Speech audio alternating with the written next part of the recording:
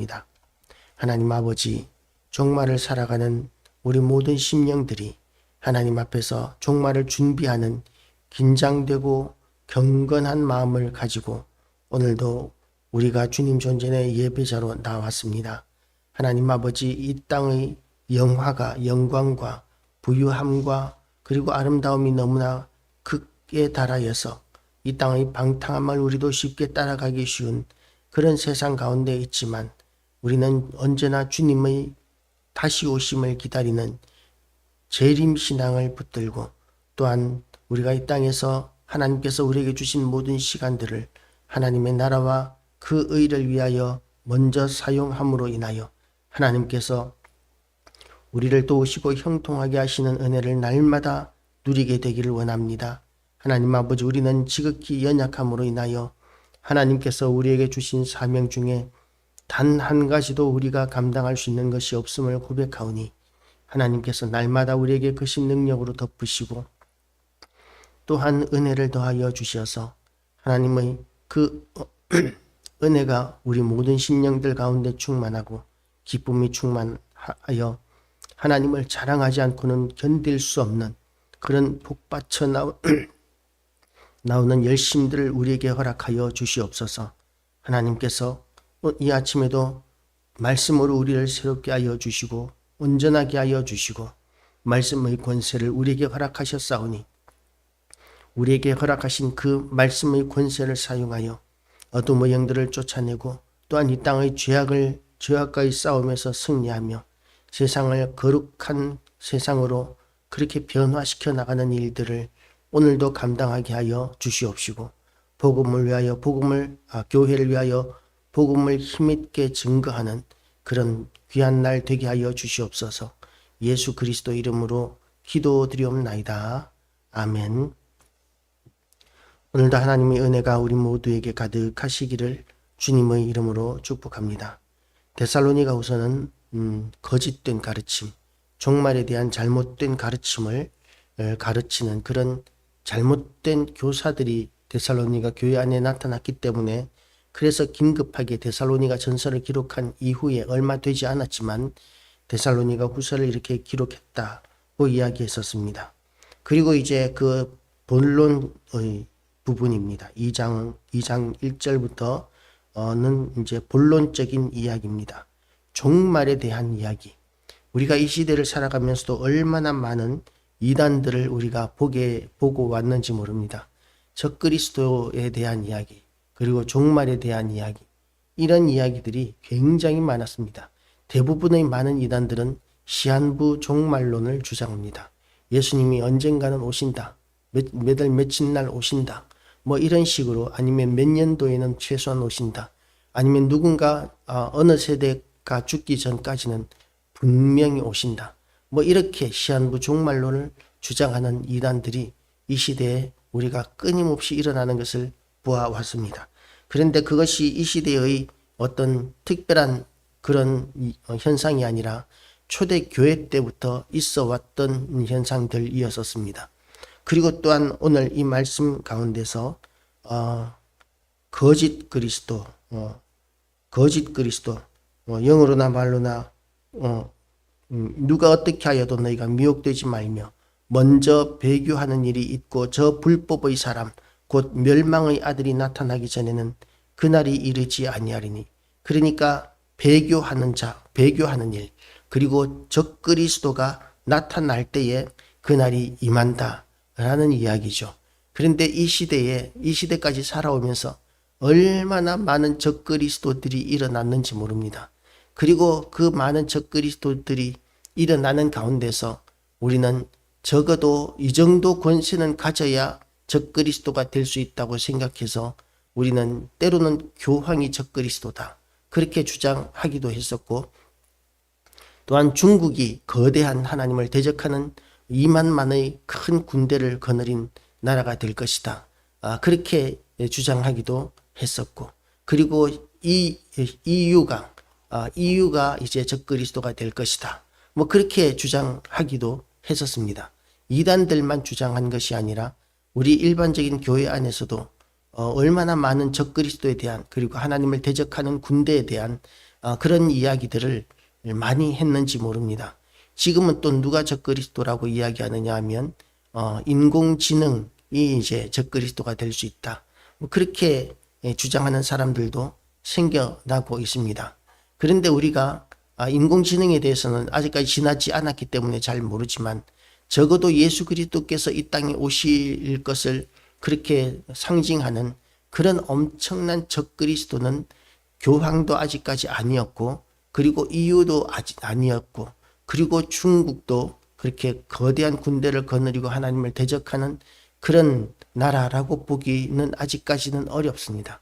그래서 지금까지 우리가 생각하고 믿어왔던 너무나 많은 종말에 대한 생각들이 다 틀리고 있는 그런 현상을 우리가 보고 있습니다.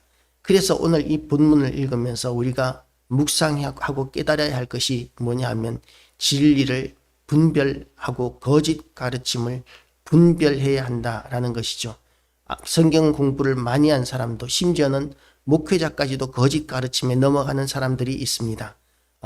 통일교에 넘어간 목회자들이 있었고 신천지에 넘어간 목회자들도 많이 있었다고 합니다.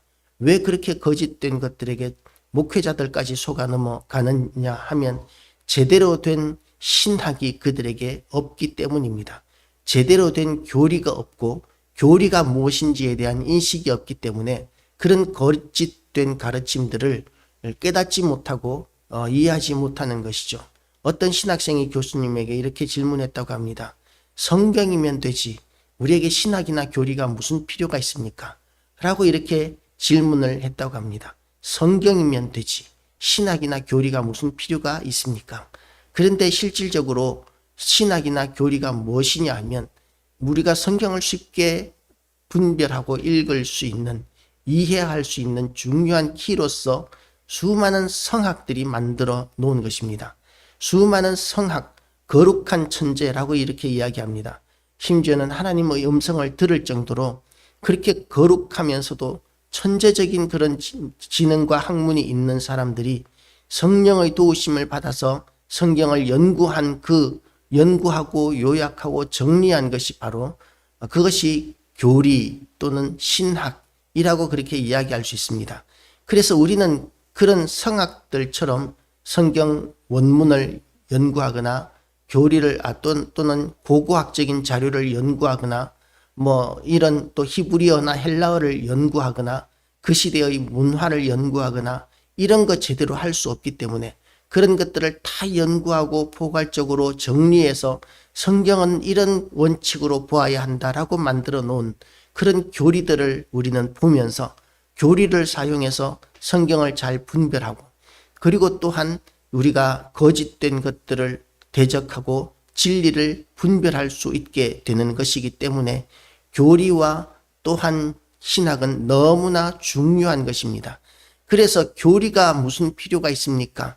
라고 이렇게 잘못된 주장을 하는 사람들이 수없이 많이 있는데 그것은 교리에 대해서 너무나 잘못 알고 있는 것이고 교리를 우리가 포기해버리면 그동안 그 오랜 세월 동안 수많은 성학들이 연구해 놓은 그 연구 결과를 우리가 무시하는 것이고 우리는 성경을 처음부터 우리가 읽으면서 성경을 제대로 이해할 수 없는 그런 상태에 빠지게 될 것입니다. 언젠가 신천지가 아니고 여호와의 증인 교인하고 토론할 기회가 있었는데 그분이 이렇게 자기가 여호와의 증인이라는 것이 드러나지 않았을 때 저하고 이야기할 때 제가 어떤 선입관이나 그런 것들 없이 폭넓게 이렇게 이야기들을 잘 받아주니까 그런 선입관 없으시지요. 그러면서 자기는 여호와의 증인이라고 이렇게 이야기를 했었습니다. 그래서 여호와의 증인에 대해서 어떻게 생각하느냐고 질문을 하길래 단칼에 그렇게 이야기했죠. 여호와의 증인은 이단이고 그 이단 여호와의 증인을 믿으면 지옥 갑니다. 라고 이렇게 이야기했습니다. 왜 그렇게 생각하느냐 그래서 여호와의 증인이 주장하는 하나님의 이름이 여호와가 아닐 수 있다는 거 아십니까? 라고 이렇게 질문을 했더니 모르는 거죠. 하나님의 이름을 우리는 성경책에서 여호와라고 이렇게 기록되어 있는 것을 수도 없이 보고 있습니다. 그런데 하나님의 이름이 여호와가 아닐 수 있습니다.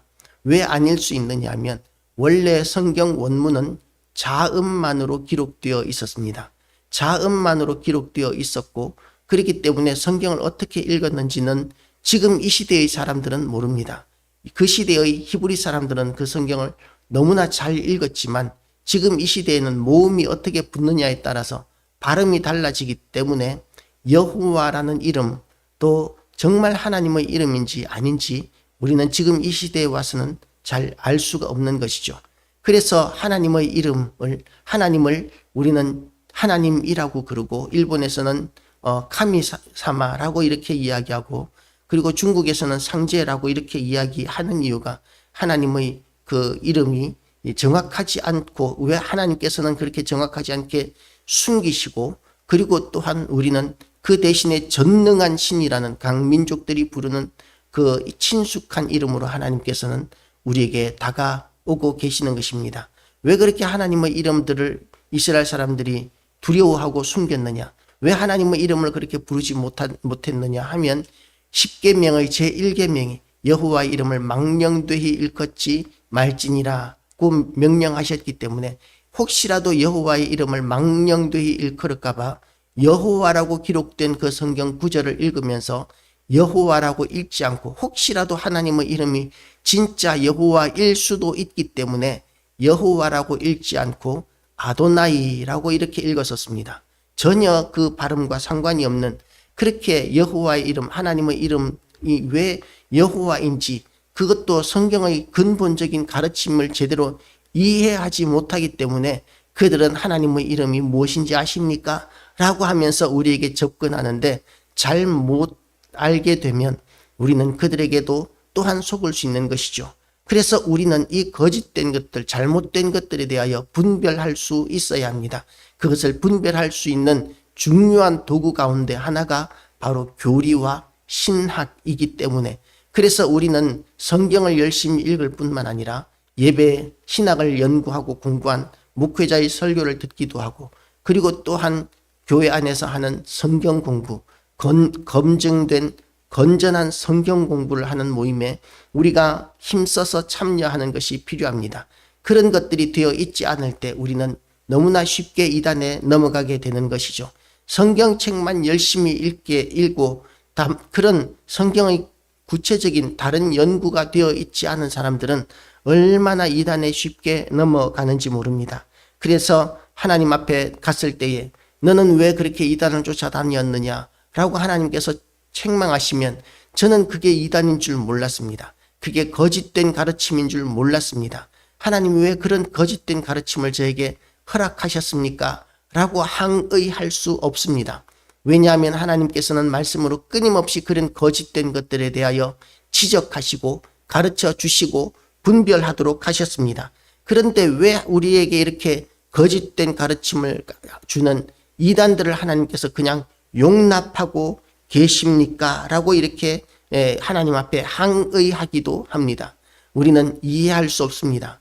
왜 하나님께서는 그렇게 신천지 하늘궁전이라는 것이 그렇게 웅장하게 지어지고 그리고 또한 그런 이단들이 집단 그 체제를 만들어서 얼마나 많은 사람들이 거기에 몰려들고 있는지 보신다면 그런 거짓된 이단들을 하나님께서 다 진노하심으로 치셔야 되는 거 아닙니까? 라고 이렇게 생각할 수 있지만 하나님께서는 그렇게 그런 것들을 놓아두시는 이유가 있다고 이렇게 본문은 이야기하고 있습니다. 10절 말씀을 보면 불의의 모든 속임으로 멸망하는 자들에게 거짓된 표적과 기적이 있는데 그런데 그들이 진리의 사랑을 받지 아니하여 구원함을 받지 못합니다.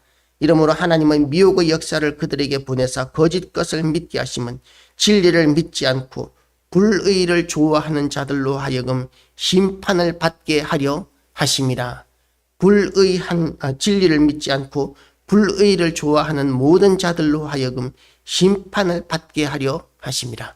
하나님께서 거짓된 것들을 용납하시는 이유, 그것은 그들이 정말 하나님의 진리의 말씀을 믿지 않기 때문에 오히려 거짓된 것들에 미혹되어서 심판의 변명의 여지가 없게 하시기 위하여 하나님께서는 그런 거짓된 것들에게 허락하셨다라고 이렇게 말씀하고 계십니다.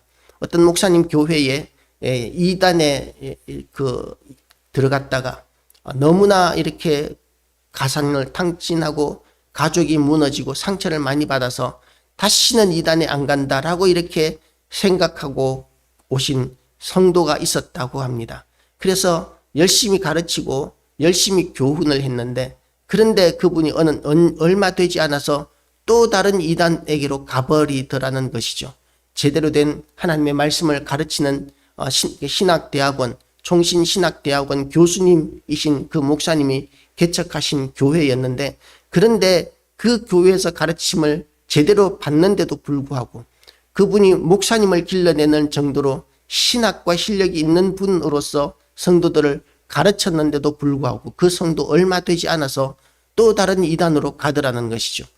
거짓된 것들, 이단들은 잘못된 것이라는 것을 분명히 몸으로 체험을 했는데도 불구하고 또 이단으로 몰리는 이유가 뭐냐 하면 진리를 믿지 않고 불의를 좋아하는 본성이 그 사람 가운데 뿌리 깊게 내리고 있기 때문에 그런 것이라고 생각할 수 있습니다.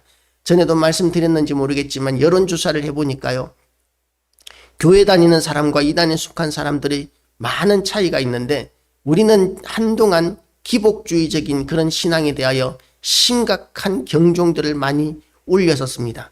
기복주의는 하나님이 나를 위해서 존재하셔야 된다는 것이죠. 내가 필요한 것을 하나님께서 도와주시고 공급해 주시고 형통하게 하시고 그래야 하나님이 의로우신 분이라고 생각하는 기복주의적인 생각, 그런 신앙을 버려야 한다고 교회 안에서 끊임없이 그렇게 자성의 소리를 많이 낼 때가 있었습니다. 그래서 지금 이 시대에 여론조사를 해보니까 교회 안에서 기복주의적인 신앙을 가진 교인들은 한국 교회 안에서 그렇게 많지는 않았었습니다. 그런데 이단 교회를 다니는 사람들에게 있어서 기복주의적인 그런 성향에 대한 여론조사를 해보니까요, 그들만 따로 떼어놓고 보니까 그들은 압도적으로 기복주의적인 신앙을 가지고 있었다는 것이죠. 그래서 이 땅에서 하나님께서 나에게 복 주시고 은혜 부자가 되게 하시고 형통하게 하시고 성공하게 하시고 병을 낫게 하시고 그렇게 하셔야 하나님이시다 라고 이렇게 주장하고 하나님께서 그렇게 하실 것이다 라고 사람들을 불러 모으는 수많은 이단들에게 사람들이 몰리는 이유가 그런 하나님이 이 요술램프의 진이처럼 그렇게 나를 준다고 이야기하는 그 말이 듣기가 좋은 거죠. 그 말이 달콤하기 때문에 거기에 미혹되어서 쫓아가고, 그리고는 하나님을 떠나서 지옥의 길로 가는 것인 줄도 모르고 끊임없이 그들을 따라다니는 것입니다. 그런 기복주의적인 우리의 잘못된 생각들은 죄성에서 나오는 것이고 불신앙에서 나오는 것이고 하나님을 제대로 알지 못하는 데서 나오는 것이고, 그래서 거짓된 것들을 따라가게 되기가 너무나 쉽게 됩니다. 우리는 이 시대를 살아가면서 하나님이 왕이시고 하나님이 주인이시고 우리는 그 도구고 하나님께서 하시는 모든 일들은 우리에게서 옳으신 일이다라는 그런 믿음으로 우리는 이 땅을 살아가고 믿음을 지켜나가야 할 것입니다. 그렇게 될 때에 우리는 참된 신앙을 지켜낼 수 있게 되고 하나님이 기뻐하시는 사명 감당하는 일에도 우리가 잘 감당하게 될 것입니다. 오늘도 우리가 진리로 승리하는 날 되시기를 주님의 이름으로 축복합니다. 기도하시겠습니다. 하나님 아버지, 오늘도 우리에게 진리의 말씀, 은혜의 말씀 허락하여 주심을 감사드립니다. 우리가 오늘도 하나님의 은혜 가운데서 진리로 승리하고 거짓된 것들을 분별하고 거짓된 것에 빠진 수많은 사람들, 거짓된 것에 빠져서 인생을 완전히 허비하고 모든 것이 망해버린 그런 심령들이라 할지라도 하나님 아버지, 우리가 진리를 가지고 그들에게 다가가서 오히려 가르치고 이끌어낼 수 있는 수준까지 되게 하여 주시옵시고, 하나님 아버지, 우리가 거짓된 것에 미혹되는 일은 절대로 없도록 우리를 붙드시고 우리를 지키고 인도하여 주시기를 원합니다.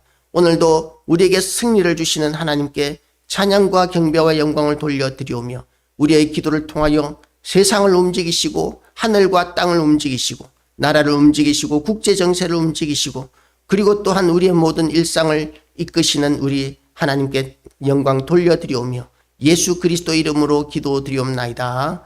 아멘.